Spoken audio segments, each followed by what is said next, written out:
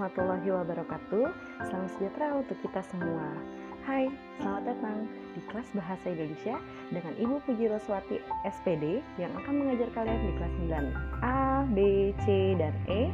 Dan saya sendiri, Ibu Fahmi Afidatul Hidayat MPD yang akan mengajar kalian di kelas 9F, G, H, dan I. Oke, tetap di rumah aja ya, disimak baik-baik video ini. Walaupun pembelajaran jarak jauh, tetap harus efektif dan harus kalian ikuti dengan baik-baik. Oke, disimak ya. Sekarang kita masuk ke penjelasan pretestnya ya. Pertanyaan pertama yaitu kalian ditugaskan untuk menyebutkan hanya satu kata. Hanya satu kata ya. Nah, dalam bahasa Indonesia ada beberapa kelas kata. Namun, pertanyaan yang kami berikan kita fokus kepada kelas kata yang memang sering kita temukan dalam kehidupan sehari-hari atau sering kita gunakan. Yang pertama yaitu kata benda, yang kedua kata kerja, yang ketiga kata sifat atau adjektiva, dan yang keempat adalah kata ganti atau pronomina. Soal nomor 1 bagian A, kata benda. Nama dalam ilmu kebahasaannya yaitu nomina.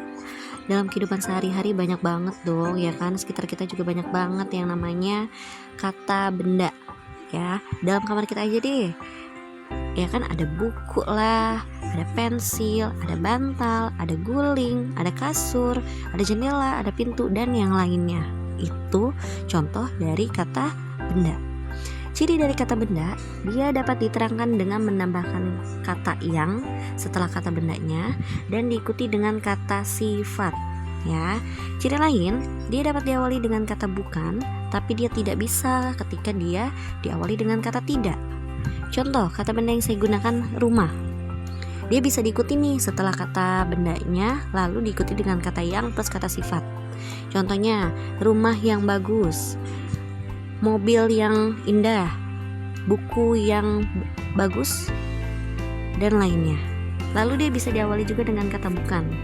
Bukan rumah, bukan buku, tapi dia tidak dapat diawali dengan kata tidak. Contohnya tidak rumah, tidak buku, kan itu tidak cocok ya. Jadi itu ciri yang keduanya ya, itu kata benda. Next, yang kedua, kata kerja. Kalian hanya menyebutkan satu kata kerja. Kita sering banget dong ngelakuin pekerjaan dalam keseharian. Contohnya membaca, berjalan, ya kan? Mandi, terus menulis. Itu adalah kata kerja. Ya. Ciri kata kerja adalah dapat diikuti dengan kata dengan plus kata sifat. Contohnya kata kerjanya belajar. Belajar dengan rajin.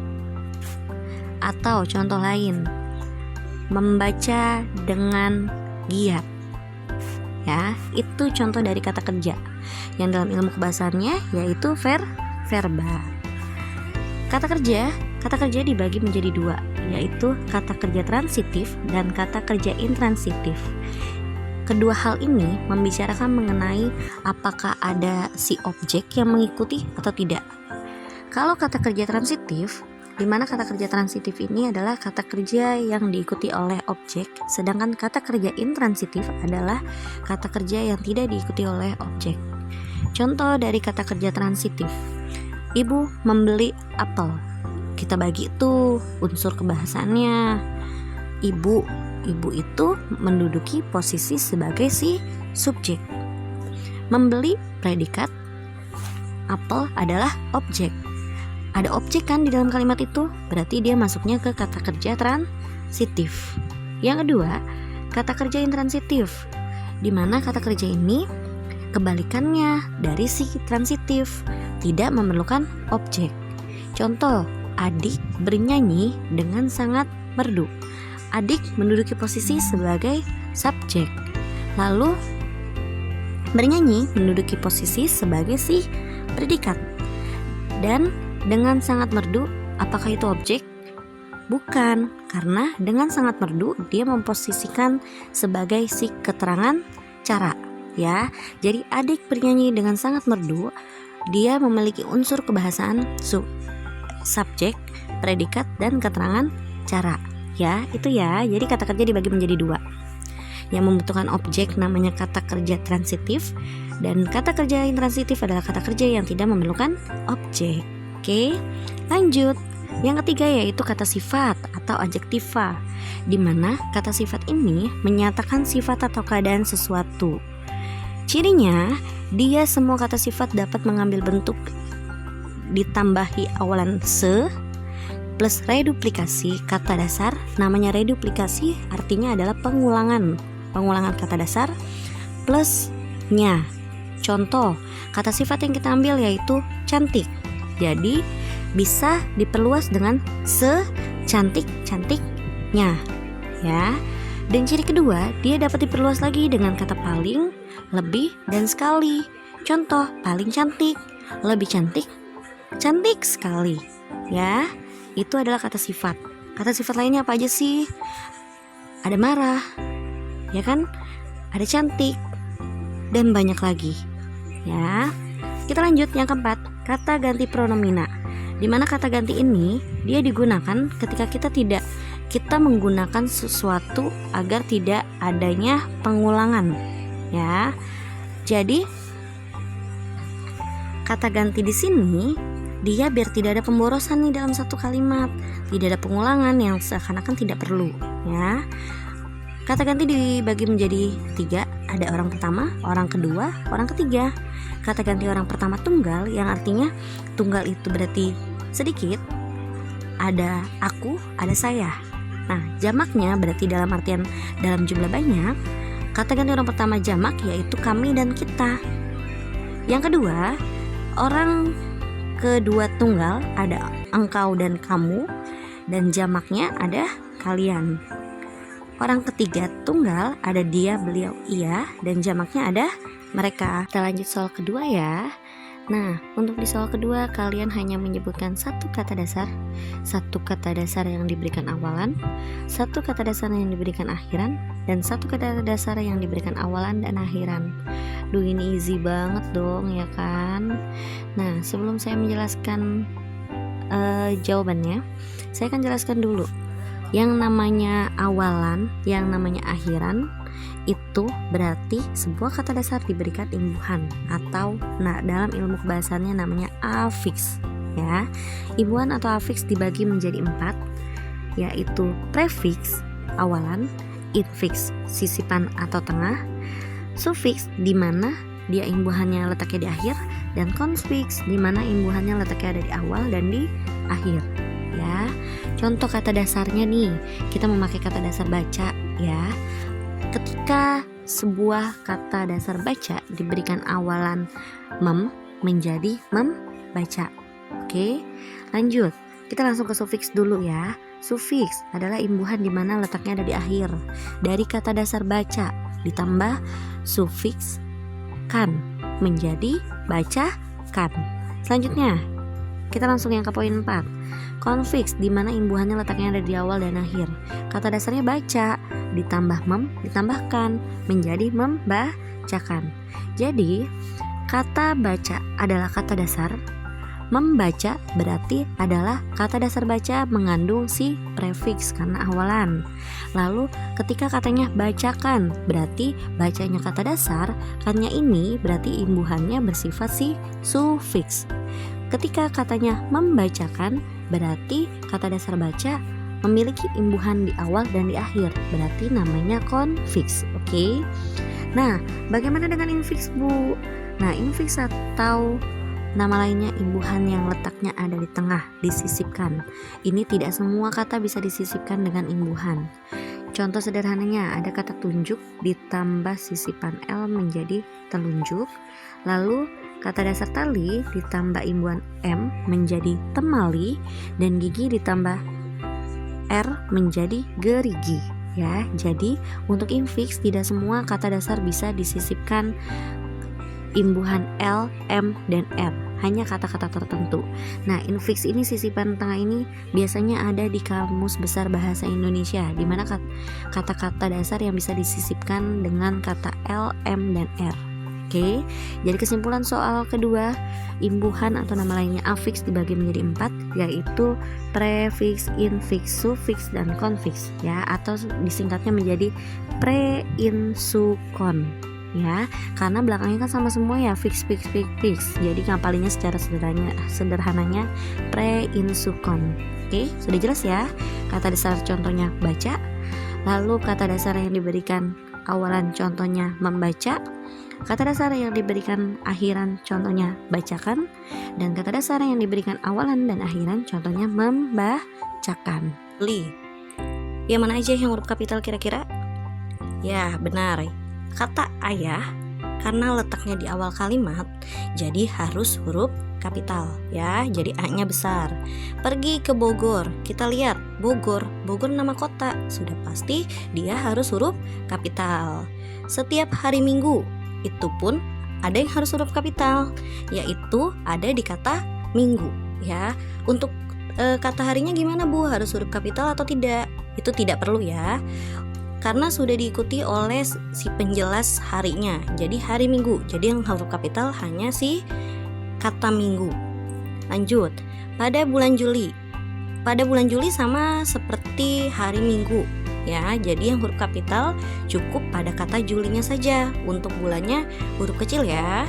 Dan tanda baca yang digunakan adalah tanda baca titik. Oke, karena dia sudah membentuk suatu kalimat, jadi tanda baca yang digunakannya titik untuk mengakhiri kalimat tersebut. Next, kita lanjut yang ke B. Yang B, Nina sedang berlibur ke Pulau Komodo. Sama ya, yang huruf kapitalnya yaitu Nina, karena dia letaknya ada di awal. Oke, sedang berlibur ke Pulau Komodo. Kita lihat pulau dan komodo. Ketika suatu kata geografis diikuti penjelasnya, dia harus huruf kapital, baik itu kata pulaunya dan baik itu kata si komodo ya. Karena Pulau Komodo membicarakan mengenai suatu tempat atau suatu geografis. Beda halnya dengan Nina sedang pergi berlibur ke pulau titik. Nah, di situ kan tidak ada keterangannya kan nama pulaunya apa, jadi pulaunya harus huruf kecil. Tapi ketika suatu tempat diikuti dengan penjelasan nama geografisnya, harus huruf kapital juga. Seperti contoh yang B, Nina sedang berlibur ke Pulau Komodo. Jadi P-nya besar, K-nya juga harus huruf besar. Begitu ya.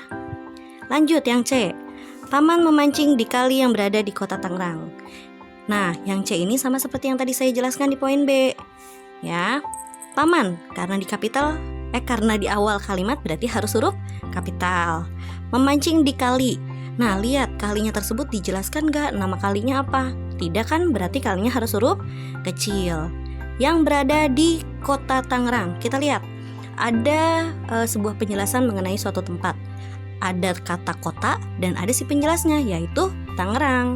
Berarti kota K-nya huruf kapital dan Tangerang huruf T-nya pun harus huruf kapital. Oke, dan tanda baca yang digunakan adalah tanda baca titik. Lanjut yang D. Ibu Lila mengajar bahasa Sunda padahal beliau suku Jawa. Nah, poin D ini sama seperti si poin A, di mana bahasa Sunda dan suku Jawa itu sudah ada penerangan di akhir ya. Jadi tidak perlu di huruf kapitalin sebelumnya ya. Jadi Ibu Lila, I-nya sudah pasti besar, Lila L-nya besar karena menjelaskan suatu nama seseorang. Mengajar bahasa itu huruf kecil aja karena Sundanya yang huruf kapital, padahal beliau itu masih huruf kecil. Suku Jawa, S-nya cukup kecil saja karena sudah ada si J-nya, Jawanya itu sudah huruf kapital. Oke, tanda baca yang digunakan titik ya. Lanjut yang E. Kue yang berada di atas meja dimakan Nina. Nah, ini akan menjelaskan mengenai kapan sih waktunya di itu digabung dengan kata seterusnya dan di kapan dipisah dengan kata yang seterusnya. Oke, kita lihat di sini. Kue ada di awal kalimat, berarti sudah pasti hurufnya adalah huruf kapital. Yang berada di atas. Kita lihat di-nya di sini bertemu dengan kata kerja atau bertemu dengan kata keterangan. Nah, di atas berarti sudah pasti kalau itu akan menerangkan mengenai keterangan tempat. Berarti dipisah ya. Di atas meja, dimakan. Kita lihat, di-nya bertemu keterangan tempat atau di bertemu dengan kata kerja. Kalau di bertemu kata kerja berarti dia di sini posisinya sebagai imbuhan atau afiks. Berarti penulisannya harus digabung ya. Jadi kue yang berada di atas berarti dipisah. Meja, dimakan berarti karena menerangkan kata kerja dia harus digabung. Nina karena menerangkan nama seseorang berarti harus huruf kapital ya. Dan tanda baca yang digunakan yaitu tanda baca titik. Oke, lanjut yang terakhir. F. Apotik Bunga itu telah diresmikan oleh Andra Wibowo MPD. Kita lihat yang pertama. Kata pertama apotik harus huruf kapital berarti A. Tapi kita lihat apakah apotik kata baku? Tidak ya, karena yang benar adalah kata apotek ya. Bunga itu telah diresmikan oleh, yang namanya nama seseorang mau letaknya di awal, tengah, di akhir harus huruf kapital. Berarti Andranya A-nya harus huruf kapital dan Wibowo W-nya harus huruf kapital. Karena ini akan menjelaskan dari nama dan gelar harus dipisahkan dulu dengan tanda koma ya. Lanjut M yang ada kepanjangannya magister. Lalu titik dulu ya, jangan lupa. Karena kan misalnya ada magister pendidikan, magister hukum. Nah, berarti harus dipisahin dulu nih. M titik dulu yang menandakan M itu ada kepanjangannya. Lalu PD itu berarti kan pendidikan. P-nya besar, D-nya kecil. Dan jangan lupa pakai tanda baca titik. Untuk apa sih? Untuk menerangkan kalau PD itu ada kepanjangannya. Oke? Paham ya? Yuk kita lanjut nomor 4 ya.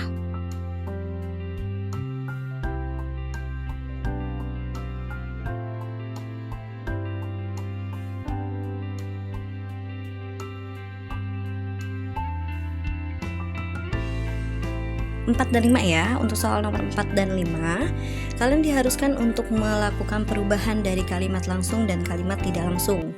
Yang namanya kalimat langsung berarti kita mengungkapkan apa yang diucapkan secara langsung oleh seseorang kepada kita. Beda halnya dengan kalimat tidak langsung. Kalau kalimat tidak langsung artinya kita menyampaikan kembali apa pernyataan yang telah disampaikan orang lain kepada pihak ketiga ya. Nah, kita lihat soal nomor 4. Itu ada kalimat langsung ya, karena dicirikan dengan adanya tanda petik 2 ya. Adik berkata, koma, tanda petik 2, aku baru membeli permen sebanyak 5 buah. Titik ya. Jadi titik harus berada di sebelum tanda petik 2 ya. Kenapa? Itu menandakan sebuah kalimat tersebut telah berakhir. Oke, itu titik. Adik menyatakan seperti itu tuh. Nah, kita mau menyampaikan lagi ke pihak ketiga. Contohnya kita mau menyampaikan lagi ke ibu kita ya. Kita rubah menjadi kalimat tidak langsung. Dari kata berkata dirubah menjadi mengatakan bahwa ya. Jadi kalimat tidak langsung dari kalimat langsung di atas yaitu adik mengatakan bahwa ia baru membeli permen sebanyak 5 buah. Ya, kita lihat ada perubahan yang tadinya kalimat langsung ada tanda petik 2, di kalimat tidak langsung tidak ada. Lalu di kalimat langsung awalnya kata berkata menjadi mengatakan bahwa. Dan perbedaan lainnya yang tadinya menggunakan kata ganti aku menjadi kata ganti iya, karena kita merubah dari si orang pertama tunggal menjadi orang ketiga tunggal. Oke. Next, soal nomor 5. Nah, soal nomor 5 kebalikannya nih. Kita harus merubah dari kalimat tidak langsung menjadi kalimat langsung. Kita diceritakan oleh si orang ketiga. Paman mengatakan bahwa saya adalah anak rajin. Kita rubah yuk menjadi kalimat langsung, berarti adanya tanda petik 2. Paman mengatakan bahwa, berarti berubah menjadi paman berkata. Lalu koma, tanda petik 2. Saya adalah anak rajin. Sayanya tadinya orang pertama tunggal, akan berubah menjadi orang kedua tunggal. Paman berkata kamu adalah anak rajin. Titik tanda petik 2 ya. Oke, bagaimana dengan penjelasan hari ini? Semoga bermanfaat untuk kalian ya. Jangan langsung ngedon dan jangan sedih berkepanjangan karena jawaban kalian mungkin masih ada yang salah atau bahkan salah semua, itu tidak masalah ya. Karena balik lagi yang seperti saya bilang, kesuksesan berawal dari beberapa kesalahan yang harus kalian lalui ya. Sampai berjumpa lagi di kelas Bahasa Indonesia di lain waktu. Semoga pertemuan kali ini bermanfaat untuk kalian. Kurang lebihnya saya mohon maaf. Wassalamualaikum warahmatullahi wabarakatuh. Tetap di rumah saja ya. Sehat selalu. Salam cinta dari Bu Puji dan Bu Ami.